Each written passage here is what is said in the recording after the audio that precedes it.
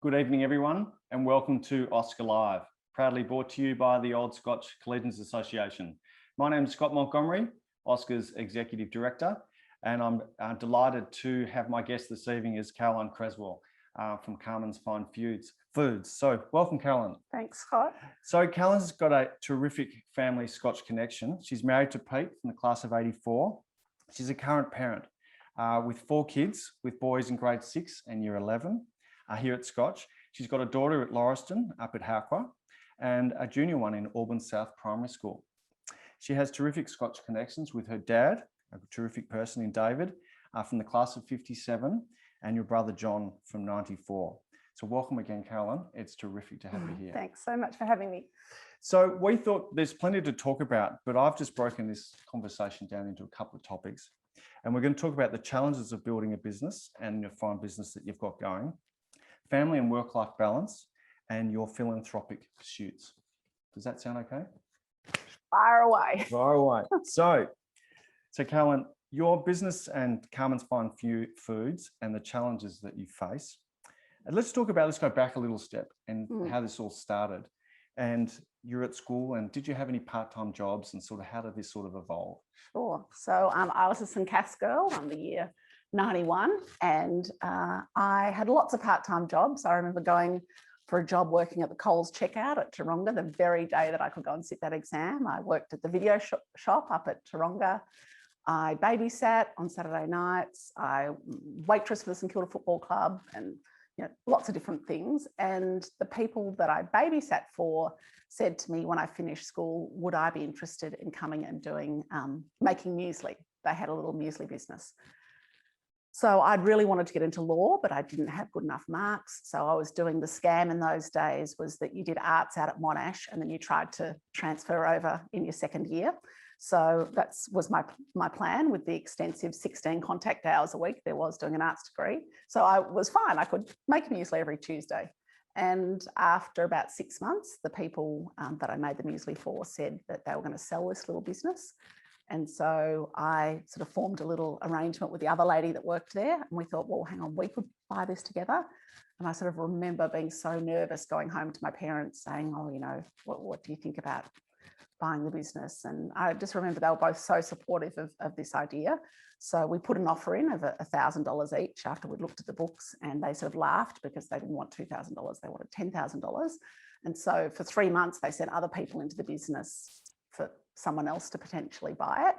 And we used to always put them on the worst job, which was the oven. We were based out of a little in-store bakery in which is now the Safeway in Hawkesburn. It used to be Renaissance. And beautiful man there, George, was the owner, and he let us rent this bakery for $8 an hour. And so eventually they couldn't find anyone else to buy it. So that's how Carman's was born. It's the first 3 letters of my name, Carolyn, and the first 3 letters of my partner's name, Munya, at the time. So we just combined our names, and that's how we started. Because it's you often talk about that $1,000 to start the business, and it's not a big amount, but at the time it must have felt enormous. Well, and a lot of people would have just went and spent that money or gone traveling and stuff. But you're a young person, and I can imagine that with the support of your dad as the driving force, and your mum, I'm sure. But I had lots of part-time jobs. And so I remember at the time I had about $2,000 in my bank account. So it wasn't all of my money, but I remember thinking, oh, this is quite an exciting opportunity. And I remember being pretty proud of the fact that I'd bought a business. Little did I know that meant that I couldn't go and do the travel, or, I could only go for short periods because you couldn't just, my friends would go off for, months, but I couldn't do things like that. And the first few years was super hard because for anyone getting involved in small business, it looks fun on the outside, but it's kind of a roller coaster. And it was a tough few years trying to get it established. Let's talk about your first product that you sold. What was it? So when we started, and we still have that product on the shelf now, it's still one of our best sellers. It's just our original muesli. And that's the whole business was based around one product. And it was just a good quality muesli like you make in your kitchen at home. There's nothing, it's not rocket science what we do. We just make like home style food in an accessible way for people to buy at the supermarket. And it's very successful. So building a business can be a struggle. And have you had any setbacks? Oh my gosh, I've had so many setbacks. And I think it's very easy for people to think that, oh, they look at what Carman's is now, and next year it'll be 30 years I've been doing this, and oh, well, it just must have been smooth sailing the whole way. And I can remember at the start getting my darling brother, who was still at Scotch in those days, siphoning petrol out of my mum's car until he got a mouthful of petrol and said, I'm not going to do that for you anymore. My mum knows now, it's all fine, she's forgiven me. And just being broke and not really knowing anything. I got listed in one of the supermarkets, and within a year we had everything deleted. We've had lots of, we've had ovens catch fire, roofs blow off buildings, and I think what I've always tried to do as I've been through these things of think, well, how could I try and protect myself from going through that again? What can I learn? And I certainly now, it's as corny as it is to say, being broke is actually a good thing. Like, it really sets you up in life for saying, I just would never want to be in that position again. And I don't want to wake up stressing about money at 3 a.m. So let's not live beyond our means. Let's be able to pay my credit card. I was literally running up to the bank, and in the early days, you would get a check, and I would run every day, banging on the door of the bank. It was 4 o'clock, pushing the checks under it, screaming, kind of at the teller, make sure she puts those into the account, because I knew my checks would bounce if mine weren't, put in the bank that night. So I think all of that puts you in good stead as the business gets bigger, for watching the numbers, watching the dollars, making sure that you've protected supply, you've thought about it. If the factory catches fire, what would you do? So, I think that's all been, great life lessons for me. I've got a bit of a background in retail, dealing with Coles and Woolies and those types of they're big beasts, and they can be challenging. Have you found that challenge in that retail space?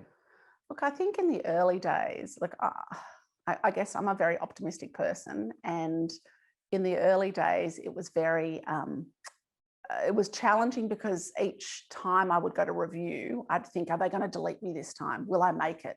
My nervousness of going in and facing them. And I still remember the first time that I went up to Coles Taronga to get the product listed, and I was living with mum and dad, and I'd got mums, mums always keep the really nice shopping bags. We have a thing about that.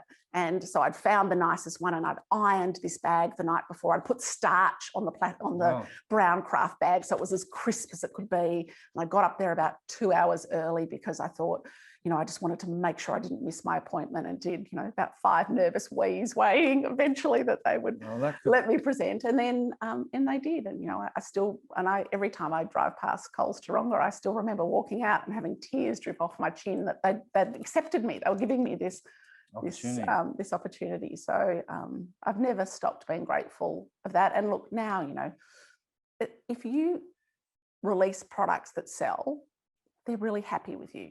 In the very early days, it was more about sometimes, buying tickets to the footy grand finals or having boxes. Business doesn't work like that for supermarkets anymore.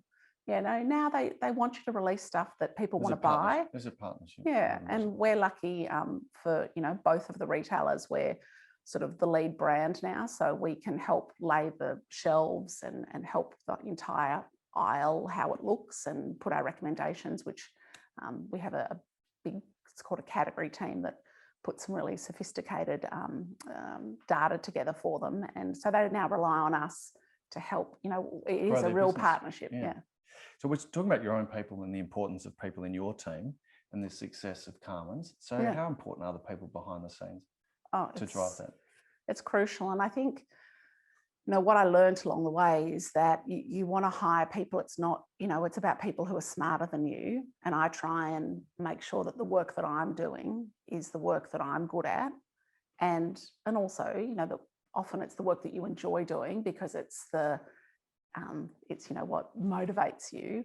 And then to make sure that I have smarter people around me that can crunch all the numbers and can do the category work. And, we've got, a reasonably big team now, and we bought our new sort of forever head office, which is just near Chadstone. So if you're ever driving over North Road and you see this Carman sign, it's a building I'm very proud of. So we've got, it's an old chocolate factory, and we have, it's about 5,500 square metres, if anyone knows the size. So we've got plenty of space, and we have beautiful gym and a yoga studio and an infrared sauna, and everyone comes in and often will work out before work, and then we run classes at lunchtime, whether we have meditation classes or circuit classes, and it's a great space. And I feel like businesses have evolved to care about the whole person and the well-being. It's not just about someone being a number, it's about understanding their family challenges and their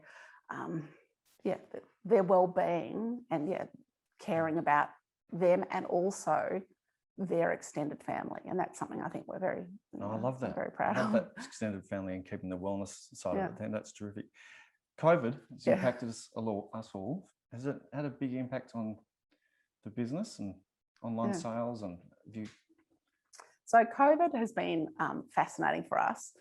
And I guess for me, and whether that is around gut instinct or around experience, but I had a strong feeling that, and it was also, we were sending one of our head product developers to LA to a big natural food show. And it was just around the time when everything was starting to heat up a little bit. It was the end of Feb. And I was really worried about her going. And I was worried whether the show was going to go ahead. And she really wanted to go. And I didn't want to be the bad person to say, look, I don't feel comfortable about you going. And so I was sort of watching it more closely than perhaps I might have been otherwise. And I remember saying at work one day, we do something called huddle, which means at 9:30 every day. And it used to be in person, but now it's on a Zoom call that the whole company gets together, and you put your hand up in the chat function, and you say anything that's happened. We've got this listed in the supermarket. We got this, yesterday we got a fantastic big new export client, Sam's Club in China, in a massive new order. So we announced that. So there's no excuse that anyone in our business won't get the information fast, because every day the whole company comes together. Today it only went for a couple of minutes, but sometimes it can go up for 15 minutes. And I remember this day announcing that I was worried about COVID and that I wanted us to start stockpiling product. I wanted us to order more packaging, and I wanted us to hold, in our world, we talk about weeks of stock. And I said, I want everything, we're going to hold an extra week. Now that's a lot of money because we have a lot of different products. And I remember my CFO coming up to me and he said, I just really want to double check you really want to do this. And I said, I just believe that we want to have this, this extra stock. And I said, and I also want to make sure that we have all of our packaging. So our packaging, which was one of the big differences for us, is all made in Melbourne. So as very quickly in March, there started to be panic buying. And as you would know, that just escalated like nothing I can even describe. Multiplied. We had situations with clients of ours. So we do a lot of work with Costco, and Costco was saying to us, we will take, so in our business, we have something called slob stock, which is slow moving, obsolete. We might change a range, or a client changes their mind. So for example, when the plane stopped flying, we had all of our Qantas stock sitting on our books thinking, what are we going to do? So at this stage, everyone would buy anything you had. I remember Costco ringing up saying, I'll have your plane food. Yeah, well, they said, we will take anything you can sell us. That was the point. And the supermarkets were saying, don't try and keep everything in stock. Just give us your best sellers, because we literally can't stock the shelves fast enough. So the issue, though, as we all know, was that everyone got home, everyone was loaded their pantries. How much muesli can a human actually eat? So, over the next few months, things really quietened off. So it was this giant spike, and then it settled down. So by the end of it all, we were probably back to where we would have been otherwise. And it changed the mix of what people bought in our range. So normally they would have been buying our snacking range, our nutritional snacks, our muesli bars, our nut bars. And in COVID, they were moving more towards cereals because everyone was at home and they had time to eat. Yeah. And so it was a different mix. And then now, I think it's changed our businesses. We've gone forward in technology. It's probably been 10 years that's been condensed down into a year. So, I'd never done a Zoom call before. No. And now would I fly my team to Sydney for one hour meeting? No, we're just, we all just do it on Zoom. So I think it's kind of interesting. Hasn't it? Yeah. No, even, I'm not sure if Scotch did things like this before COVID. And no, I didn't. Yeah.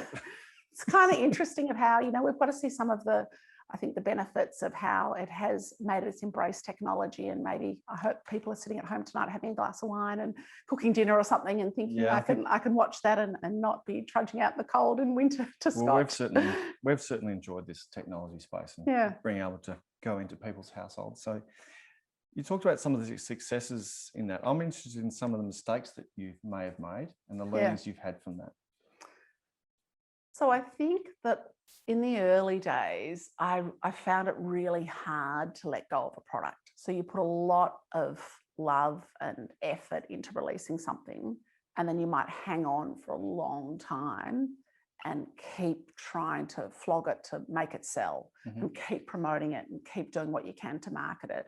And what I've learned is that as I'm holding that space for something that mightn't be the right thing, I'm stopping what my new trend. So I've been through a lot of food trends through my career. At the start, it was no fat. So if you can remember, 30 years ago, it was everything was fat free. So everything was yogurts, as long as it said fat free, didn't matter how much sugar was in it, how many numbers were in it, it was all fat free. And then we worked into the trend of low carbs. So no one would eat a piece of bread. And, there was just this whole low carb trend. And now we're obviously into a no sugar trend. So you'll find now that everything, we know is if we put no sugar or low sugar on a product, it will, fly. However, the balance now, people are eating sourdough. They're definitely reading ingredients more. That they care about numbers, they care about food. So it's kind of been interesting watching the trend. So, for example, protein's a big trend, and I know there's lots of rowers at Scotch that love our protein bars, and that's something. My favorite. Yes, there you go. Yeah. And that's something that we've embraced. So while I'm holding a product that I might have had for 10 years, I'm not giving room for the new trends or the new products to come onto the shelf. So I think that's one of the things that I've learned. And just to try and to learn from when something doesn't go well, to learn if you hire someone and it didn't work out, well, hang on, what was it about that person, or what was it about the interview process, So I never mind if something goes wrong. I just mind if it goes wrong twice, because then I haven't learned. And so, for me, that kind of reflection is really important. Some good messages in there. Let's change tact a little bit. So family and work-life balance, certainly important. And here at OSCA, let's talk about family for a sec. Your dad, an old boy, is heavily involved in the Old Scotch Bowls Club. Your husband, Pete, plays in the OSCA golf days, and I play with him. I play badly, he plays pretty well. And all of our clubs and societies welcome members of the Scotch family and the community. So here at OSCA, we have 27 clubs and societies, and they provide opportunities for the old boys and their families to engage. And we run reunions and events such as this webinar. So you're a busy person, mum, and a current parent. How do you manage the business and ensure that there's time for other activities, with your kids as well? So, and I guess that's kind of this thing, this work-life balance, and how do people do it? And, for me, I think it's, firstly, you look at what would a perfect day look like? What would you love that to look like? And I'm often conscious of that, whether you want to, get up early and do your exercise in the morning, what other things would you like that to be? And then I'm very aware of my time when I'm at work. So, for example, lots of people will say, could you meet my neighbour and have a coffee with her because she wants to get into the food industry? Or, she's just started. In fact, I've got a call tomorrow with someone who has started a business, an ice cream business, a vegan ice cream business. And someone contacts me, could I speak to them? And I say, I can't meet them for a coffee, but what I can do is I can ring them after I've dropped Grace to school. And so I will schedule that call for 8:45 in the morning, and I can talk to them while I'm driving to the office. And generally 20 minutes is fine. And I can, whereas if I'd met that person for coffee, then that, so I'm conscious of how to use my time to try and make it as effective as I can. So when I'm at work, I'm really, I'm very engaged in what I'm doing, and as we all are, but I'm not someone who will be running off to lunches or, like I said, coffee dates or whatever. I try and just get through my work, and then so that I can get to the end of the day and my work's done. So I'm really conscious of trying to, keep pretty much an empty inbox or a very, very low number of emails. So trying to be aware of what should you do and what shouldn't you do. And so early on in my career, I would say yes to lots of different things. And, I sort of have this saying that if someone asked you for $20 in the street, you'd say, I'm not giving you $20. But if people ask you for 20 minutes, everyone feels obliged. They have to give this time away. That how can I say no? And I think time's the one thing you really need to protect, that you're spending it the way that you want to spend it. So for me, I want to know that I want to be home to, cook dinner and have dinner with my family. And I try and always make sure that weekends are sort of family time. And you don't have to go to everything you're asked to go to. No. Curate your own life, because if you don't, you'll end up questioning and saying, well, hang on, how come we ended up going to that? So often if I might be invited to something, I'll say no straight away. And I might put a tentative in my diary with a question mark saying, look, if you get close to the time and you think you might be interested, because if there's some, it might be some business speaker that's speaking, often a few days before, I can say, do you know what, my diary isn't so bad. Maybe I will do that. But I feel what I don't like is people who say yes, yes, yes, and then cancel on the day, because I don't think that's fair for the organisers. So I think that, for me, I think work-life balance is making sure that you're being as productive and doing what you need to do to step forward in your work career, and then in your home life, doing the things that you enjoy doing with your family and creating that. I think the most important thing is what happens in your four walls when no one's watching. That family environment to me is super important. You've mentioned the environment at the office, and I was interested in terms of that wellness and looking after your staff, the build up of anxiety and bits and pieces and stuff like that. So I'm just wondering how that's evolved in terms of an importance within the business. In terms of looking after your staff and the wellness and all that.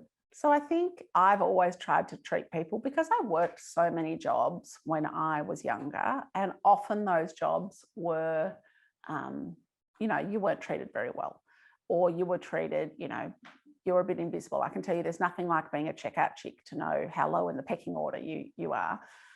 And so I guess that really set me up as time's gone on for how I would like to treat people. So my philosophy is that it's not a popularity contest. This is not about me being best friends with everyone that I work with, but I want them to know that I will tell them the truth. So I have a big picture of books, a great photograph behind my desk, and it's all books in black and white about telling the truth, and every spine is written about telling the truth. And that's something I have learned in my career, that if you come from a place of telling the truth, then no one can catch you out. You won't, and as much as people might find what you're saying a little bit uncomfortable, they'll respect for the fact that you've told them. And I have this deal with my kids: if they ever catch me telling a lie, that I'll pay them $20. And they're like, but what about when you said at Disneyland that we had to say we're 11 when we were 12? Yeah. So, exactly.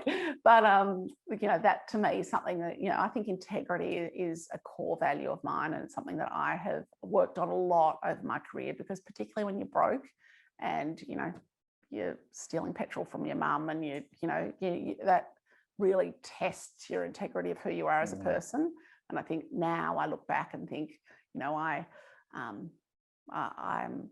proud of the way that I operate Carman's. It's not always comfortable, like I said, you have to have uncomfortable conversations, but I think I come from a place where I treat people like I'd hope that they would treat me in return. Excellent.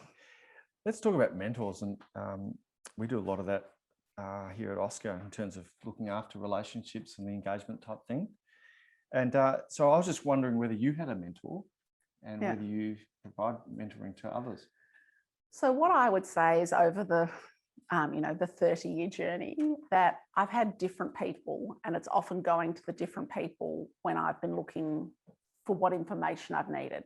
So, last week, for example, I wanted to know some information about, how a business that I admire, how they run their innovation process and how they set that up.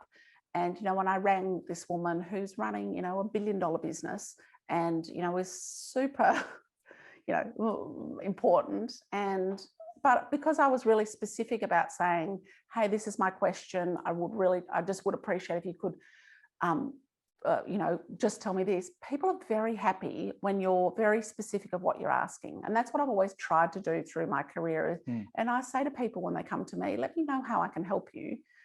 But don't come and just say, well, like, lay it out. Yeah, lay everything out, because go to the person that you think is the one that would be able to give you the information that you're searching for. So I've had lots of different people, and I've been very blessed to have lots of, incredible different, extraordinary business people over the time. And everyone will take a call and answer it generally, because they do want you to succeed. And that's what I try and do in return now for the people that I try and help. Excellent. Well, I think it's so important that we do those things, particularly as we get older. So let's talk about philanthropy in the community. And previously you're on the board of Stephanie Alexander Kitchen Garden Foundation and the Victorian Human Rights and Equal Opportunity Commission, and also the ambassador for the Asylum Seekers Resource Centre. Why these boards, and what's your philosophy on giving back?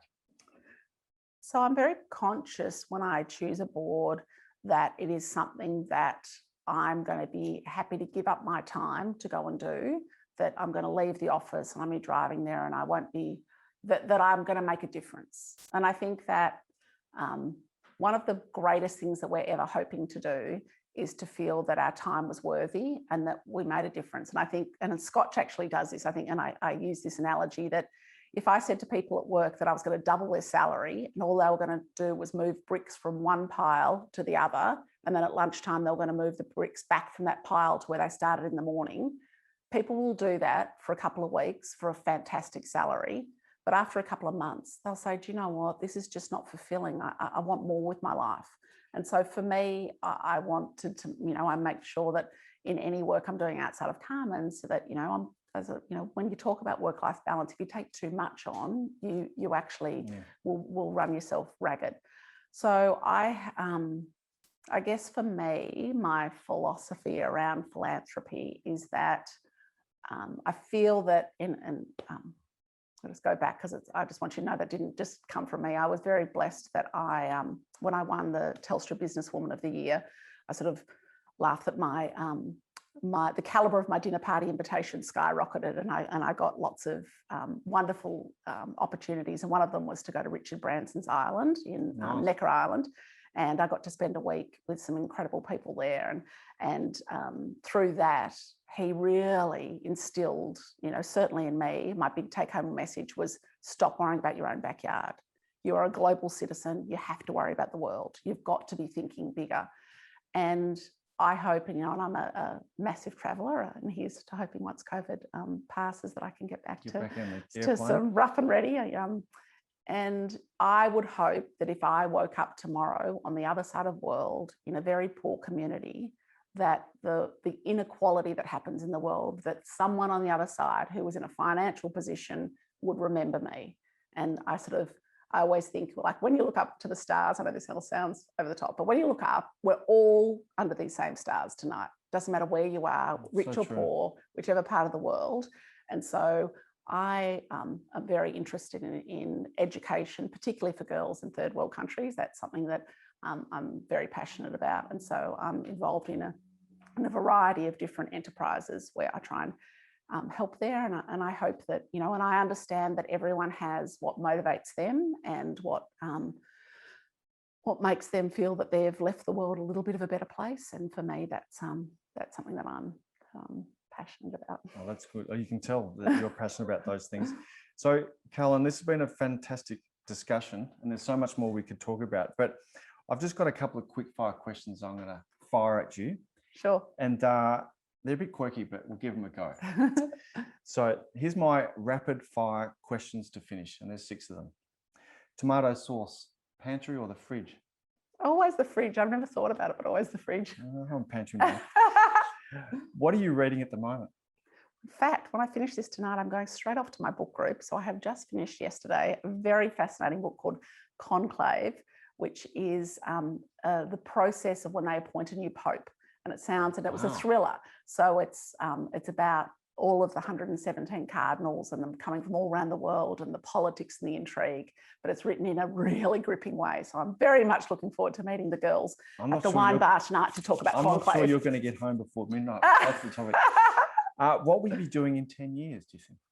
Traveling a little bit. Yes, traveling. I am hoping I can convince my husband to go and live in Europe somewhere for winter and to go and be able to base ourselves somewhere when the kids have left home and be able to travel in that neck of the woods. I'm going to come and visit. Favorite place to eat in Melbourne? Oh, Francois. That's where all important dinners in my life have ever happened. Nice. One person you'd like to have dinner with, apart from Pete? I'm just in awe of Michelle Obama. I think she's just extraordinary, and I would love to, and I think she's down to earth and she embodies so much of who I would like to be as a person. So, and I loved her book as well. So yes, I would love to. She can come to Francois with me. I'm sure you'll have that dinner. I'm looking forward to that chat. Your favorite podcast? Oh, I listen to lots. The one I'm listening to, I'm doing a meditation one at the moment, Waking Up. Well, that's a series called Waking Up, which is if anyone's interested in developing their meditation, I'd highly recommend it. And then there's one at the moment that I'm also enthralled with, and it's the story I Cook. And it's the story of the slug being planted in the factory out in Dandenong. So there was Dad Andrews has a competitive business, another factory, and there's a lot of intrigue. And the police have just reopened it a couple of days ago about this factory that I'll have to look at it. Yes, so I Cook. I think last weekend there was 250,000 people who who listened to this podcast. So that's I think intrigue. It's a bit of a segue into the OSCA podcast that we've launched. So particularly from the young old boys, it's called the OSCA podcast, and I recommend that anyone have a look at that if they want to hear something different. So I recommend it. So just a final quick question: what would you say to our Year 12 students on finishing school? Sure. Look, I think that we all I certainly did, and I'm hoping Will Creswell in Year 11 that you'll put as much, effort as possible into your Year 12 next year. I think, we put a lot of pressure on ourselves to do well in Year 12. I do think there's a sense this is 1 year of your life, and I hope that as my journey and my career has gone on, that I put as much effort in. Last year I did 2 subjects of an MBA. And I think I've never worked harder in my life to put that effort in. So you will have other opportunities as your career progresses to try, but to give it your best, but to understand that it is it's 1 year, and then try and follow your passion. Yeah. So don't be just worrying about choosing the subject because it impresses mum and dad, or do really spend some time to think about, what would I like to wake up and do every day? And I know that's hard as an 18-year-old student, but there is nothing as rewarding as waking up on a Monday morning and thinking I'm excited to go to work. And that's how I feel. And it's crazy and it's not always easy. And it's been a roller coaster of a career. But I think if you can find something that you're passionate about, I'm pretty thrilled that I didn't get into law, because I probably then wouldn't have felt that I could have bought this. I'm so glad you didn't. That I couldn't have bought this little business. But I do think it's important that you love your life and love what you do. And I think that's what gives you your personal satisfaction and happiness. Oh, fantastic. What a great way to finish. So, Carolyn, thanks very much for coming in. As a token of appreciation, I'd like to give you a bottle of Bobby Burns from Campbell's. Ooh, great supporters of the Old Boys. Colin Campbell's an Old Boy. So it's a good drop. And thanks again for coming in. Pleasure. And sharing your story. Thank you. Thanks, team.